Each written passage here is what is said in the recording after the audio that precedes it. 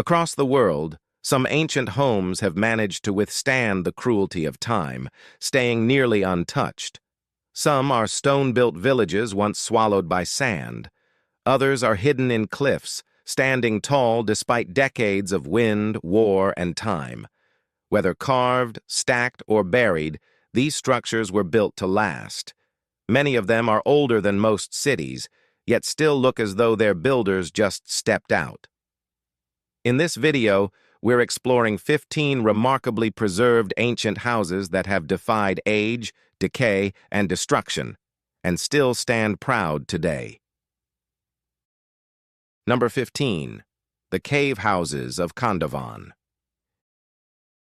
In the East Azerbaijan province of Iran, the village of Khandavan features homes that have been carved into volcanic rock and have been continuously inhabited for centuries. These dwellings, some more than 700 years old, are among the world's best preserved examples of troglodyte housing still in use. Formed from hardened lava cones shaped by eruptions from Mount Sahand, these formations were gradually hollowed out to create vertical multi-room homes. Families live in stacked chambers connected by narrow stairways, with each cone functioning as a vertical living unit. Inside, the carved stone walls form living rooms, kitchens, pantries, and animal shelters.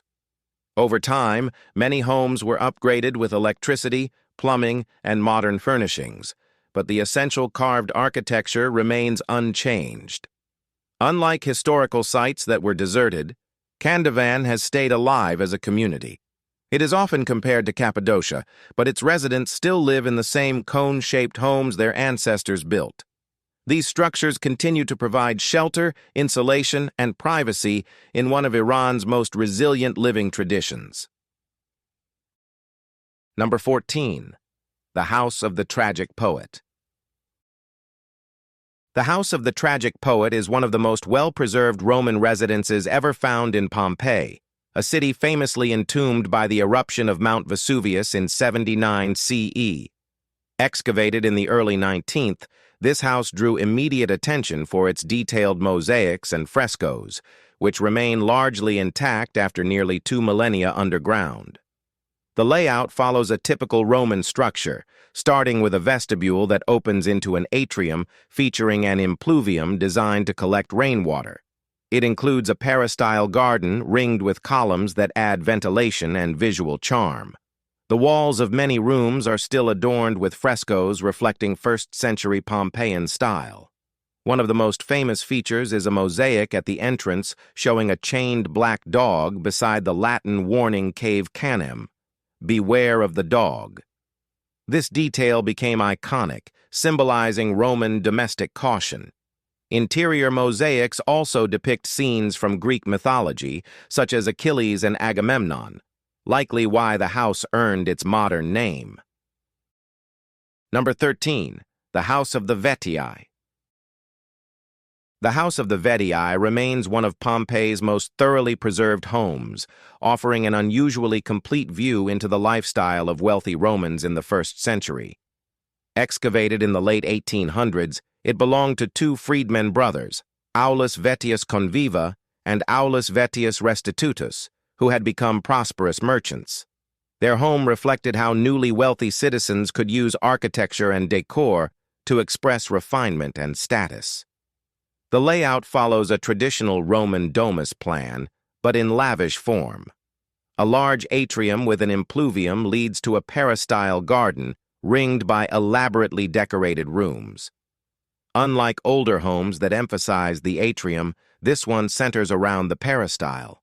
The walls are covered in vivid 4th-style frescoes, including scenes of Hercules strangling serpents, Dirce's punishment, and the god Priapus weighing his phallus against gold, a symbol of prosperity. Small panels show Cupids at work in trades like winemaking and metalwork, perhaps reflecting the owner's background. After major restoration, the house reopened to the public in 2023, so you can still visit it. Number 12. The Alhambra's Nasrid Palaces. The Alhambra in Granada is best known for its fortress and royal complex, but at its core lie preserved domestic quarters once occupied by the Nasrid dynasty during the 13th and 14th centuries.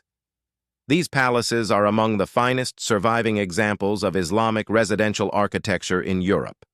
The complex includes the Meksuar, the Comares Palace, and the Palace of the Lions, each built with specific purposes: administration, ceremony, and private living. All are centered around courtyards, with rooms facing inward toward tranquil patios lined with water channels, reflective pools, and gardens. The layout ensured privacy, ventilation, and peace. Walls are covered in carved stucco, calligraphy, and geometric motifs, with tilework and carved wood adding color and depth. Though royal residences, they follow the same design logic as more modest Islamic homes: separation between public and private life, emphasis on inner beauty, and integration of water and light. Despite centuries of transition, these palaces remain intact, still echoing the lives of those who once inhabited them. Number 11. The Çatalhöyük houses. In central Turkey stands one of the most important Neolithic settlements ever found. Occupied from roughly 7,100 to 6,000 BCE, it's often cited as one of the earliest known cities. What makes it unique for this list is the survival of dozens of mud brick houses, many of which remain intact enough to reconstruct life from over 9,000 years ago. These homes were packed tightly together with no streets. People moved across rooftops and entered through ceiling hatches via ladders. This design gave the site a honeycomb-like layout, possibly helping with defense and space efficiency. Inside, rooms followed a common plan: rectangular layouts with plastered floors and walls that were regularly repaired or repainted. Hearth offers warmth and a cooking area, and platforms along the walls serve for sleeping, working, and seating. Human remains were buried beneath floors, suggesting the house also functioned as a long-term family space. There were also figurines and wall paintings that hinted at symbolic or spiritual practices. Number 10. Villa of the Mysteries. Back in Pompeii, one of the most striking residences is the Villa of the Mysteries, known for its sheer size and the exceptional condition of its frescoes. Located just outside the city walls, this villa was buried along with the rest of Pompeii in the eruption of 79 CE. Excavated in 1909, it quickly became one of the most celebrated Roman archaeological finds. The villa spans nearly 2,000 square meters and contains both private and ceremonial spaces. Its most iconic room displays a continuous fresco cycle that wraps along all four walls, likely depicting initiation rites into the cult of Dionysus. The second-style frescoes feature lifelike figures, dramatic scenes, and mythological beings, preserved with vivid color and depth. The rest of the villa includes standard Roman features: atriums, peristyles, baths, and private quarters. The peristyle garden allowed light and airflow into the rooms. Though its upper levels were lost, it is still amazing. Number 9. The Cliff Houses of Matmata. In southern Tunisia, the Berber village of Matmata is known for its traditional underground dwellings carved directly into the ground. These houses have been inhabited for generations and represent one of North Africa's most distinct forms of ancient domestic design. The homes begin with a large circular pit, some more than 10 meters deep, cut into soft sandstone. Around the edge of this pit, rooms are dug horizontally into the rock, forming a ring of chambers connected to the central courtyard. The exact origins are hard to pinpoint, but some estimates suggest use since the Roman or Byzantine era. What's certain is that these homes were adapted to the local environment using native materials and methods that required no imports. The central pit brings in air and light, while the surrounding rooms serve for sleeping, storage, and sheltering animals. Many are still occupied. Others have been adapted into guest houses or museums. Their international fame rose in the 1970s thanks to their use in Star Wars: A New Hope. Number 8. The Domus Aurea. Nero's Domus Aurea, or Golden House, was constructed after Rome's Great Fire in 64 CE and once sprawled across more than 200 acres. Although much of its ornamentation, gold leaf, marble, and jewels, was removed after Nero's death, large parts of its domestic spaces survived beneath later imperial constructions. While monumental in scale, many of the preserved rooms follow the same core layout found in typical Roman homes, only enlarged for imperial function. After Nero's death, later emperors buried the palace to make way for the baths of Trajan. Ironically, that burial preserved the interiors. Today, beneath modern Rome, you can still walk through dining rooms, halls, and chambers that retain original frescoes and stucco. The wall paintings, done in the elaborate Fourth style, feature mythological scenes, imagined landscapes, and architectural illusions. Though not a private home like Pompeii's villas, it reveals how Roman domestic architecture scaled into imperial excess. It's simply incredible. Number 7. Skara Brae houses.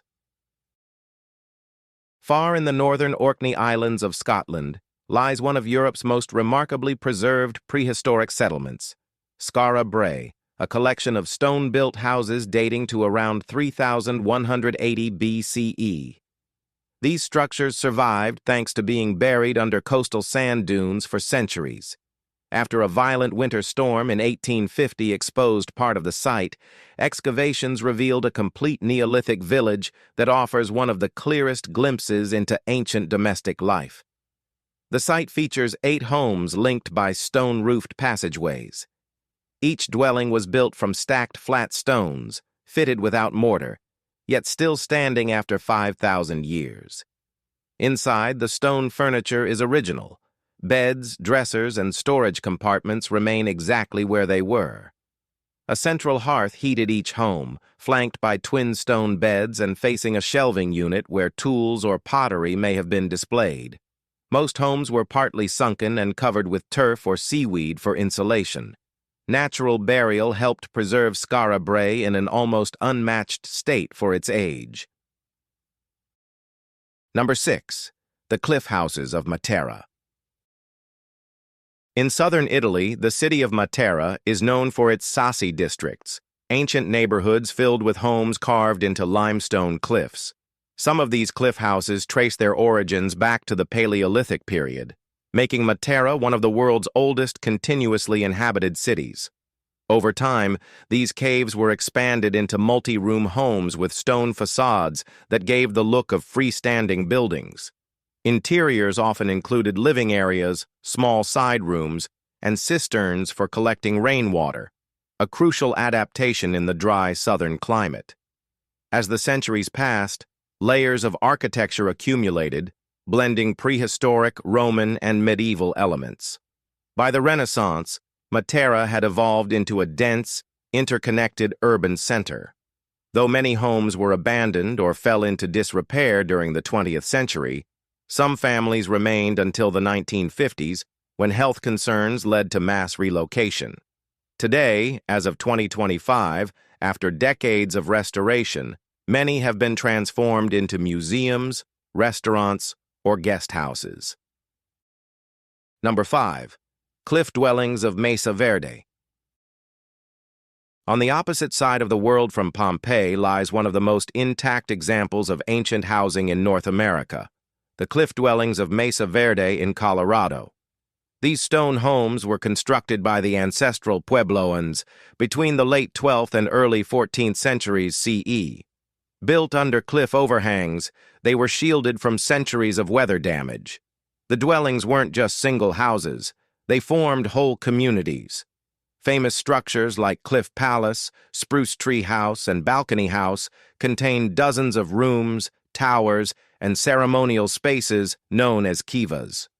Despite their size, the buildings were made from sandstone blocks, held together with mud and water mortar. Rooms served as living areas, storage, and workspaces. Hearths and ventilation show an advanced understanding of fire safety. Access came through ladders and carved handholds. After being abandoned in the late 1200s, the structures remained mostly untouched. Today, Mesa Verde National Park protects over 600 dwellings, offering an unbroken link to pre-Columbian domestic life. All right, now let's move to Number 4. Viking Longhouses of Los Meadows. At the northern edge of Newfoundland lies the only confirmed Viking settlement in North America. Dated to around 1000 CE, it preserves the remains of Norse longhouses built by settlers who briefly established themselves on this remote coast. These aren't reconstructions. The foundations, hearths, and impressions of wooden posts are the real remains. Excavations from the 1960s revealed 8 buildings, including 3 large halls and smaller dwellings or workshops. Structures were framed with timber and covered with sod, insulating the interiors from Newfoundland's cold climate. Central hearths provided heat and light, and the narrow floor plans likely held extended families, with raised platforms for sleeping along the walls. Artifacts like iron rivets, nails, and a spindle whorl confirm blacksmithing, ship repair, and textile work, all consistent with Viking life. The largest hall measured nearly 28 meters, matching buildings in Greenland and Iceland. Los Meadows confirms the saga's accounts of Viking journeys to Vinland 500 years before Columbus, and its longhouses prove that this was a real functioning Norse outpost. Number 3. The Tulou Houses of Fujian. In southeastern China's Fujian province, large fortress-style communal homes called tulou have stood for centuries. Built mostly by the Hakka people from the 12th to 20th centuries, these structures are made of thick rammed earth walls reinforced with stone and timber. Tulou are typically circular or rectangular, some rising over 4 stories tall and housing entire clans. A single tulou could accommodate hundreds of people, divided vertically by family with shared central spaces. The lowest level usually contained kitchens and storage, while the upper levels served as living quarters. At the center is a communal courtyard often used for rituals, meetings, or celebrations. Narrow windows near the top and a single fortified gate offered defense. The thick walls provided insulation, making them suitable for Fujian's changing climate. Many tulou are still in use today, though modern conveniences like electricity and plumbing have been added. Their design reflects not only practicality, but also deep social and familial structure. Number 2. The Roman Villa of Casale. Located near Piazza Armerina, this villa is one of the most spectacularly preserved Roman villas in existence. Built in the early 4th century CE, it's most famous for its nearly intact mosaic floors, which stretch over 3,500 square meters. Likely owned by a high-ranking Roman aristocrat, possibly tied to the imperial court, the villa includes multiple courtyards, halls, private quarters, and baths. The mosaics are the highlight. Intricate scenes of hunting, mythological stories, and daily life. One depicts women in 2-piece outfits engaging in athletics, nicknamed the Bikini Girls mosaic. Another, known as the Great Hunt, shows exotic animals being captured for Roman arenas. The villa was buried by a landslide during the Middle Ages, which helped preserve the artwork. When archaeologists began excavating in the 20th century, the mosaics were found in exceptional condition. With its surviving columns, water channels, and room divisions, the site allows one of the clearest reconstructions of elite Roman domestic life. Number 1. House of the Faun. Back in Pompeii, the House of the Faun remains one of the largest and most elaborate residences ever uncovered. Dating to the 2nd century BCE, it spans nearly 3,000 square meters, covering an entire city block. Excavated in 1830, it was named after a bronze statue of a dancing faun found in the central atrium, which remains one of Pompeii's best-known artifacts. The home's size and layout reflect the immense wealth of its owner. Unlike smaller homes, this one contains 2 atriums and 2 peristyle gardens, forming a balanced, symmetrical layout. Upon entering, visitors were greeted by the Tuscan atrium, where the faun statue once stood above the impluvium. Deeper inside, the Doric peristyle connects formal halls and private chambers. The home is also famous for the Alexander mosaic, an artwork over 5 meters wide, depicting Alexander the Great facing King Darius III. Made from more than 1 million tiles, it's now in Naples's museum, with a replica left inside the house. If you've enjoyed this video, be sure to like it, share it, and subscribe. Thanks for watching, and we'll see you very soon.